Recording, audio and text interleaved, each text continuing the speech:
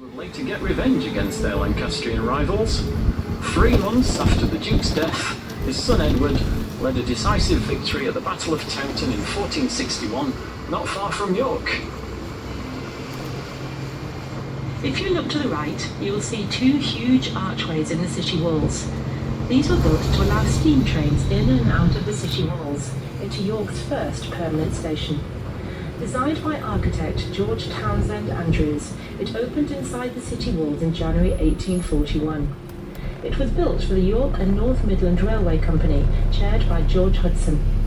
Much of the land required by the railway company was owned by York Corporation, of which Hudson was the leading member. An agreement was reached between both parties, and permission was granted to pierce the city walls and rebuild them with arched entrances. The first in 1839, and the second one in 1845, when increased traffic led to the enlargement of the station. But as more lines opened to new destinations, the station was becoming congested. To London could be made. The capital could now be reached in 14 hours. Hudson was greatly involved in the construction of lines in and out of York, which suddenly became a focal point in the rapidly growing railway network in the 1840s. Heavy industry arrived in the city for the first time, resulting in the employment by the 1880s of around 5,500 staff at the railway engineering and carriage works in nearby Holgate. York enjoyed a boom in tourism, welcoming excursions from not just London but Manchester and Nottingham. The railways also helped the development of the city's confectionery industry, able to transport goods, raw ingredients, and open up new markets for the likes of Rowntree's and Terry's.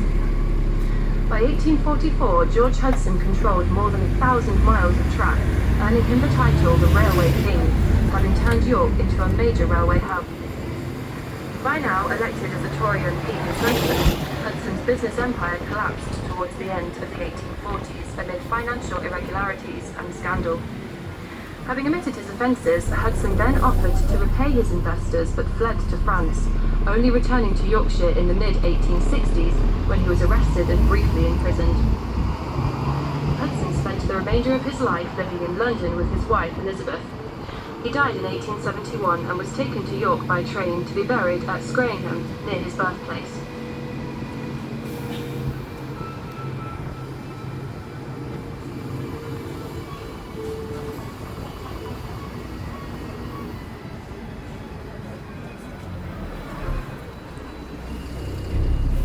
As we go over Lendal Bridge, you will see some fabulous views of York's riverside, the paths and jetties to the left and riverfront buildings to the right. Lendal Bridge is the second of York's 3 main road bridges, constructed over the River Ouse in the 1860s. The bridge was built to relieve the increased volume of traffic due to the railways. A river ferry had operated around here since at least the medieval era, but that was put out of business in the Regency.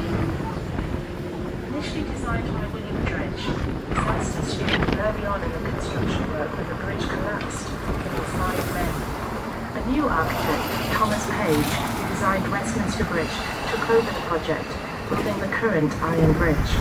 The ornate parapet contains the Lions of England, the cross keys of the Diocese of York, and the White Rose of York. The city's coat of arms can also be seen in the ironwork, as well as the initials V and A, representing Queen Victoria and Prince Albert. Small lodges, standing on the right-hand side, were once toll houses, but are now cafes. Straight in front of you is York Minster. It is a short walk to our most famous building from the next bus stop. Ahead you can see the Minster's west window, nicknamed the Heart of Yorkshire, due to the shape within the stonework of the window. To the lower right of the window is one of the newest additions to Minster, the statue of Queen Elizabeth II, unveiled by King Charles III in 2022.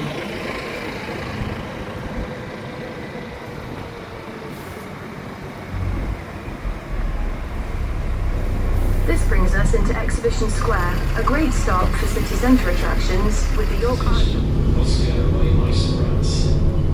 You can pick up a York Trail leaflet or find them online and enjoy tracking down some more of these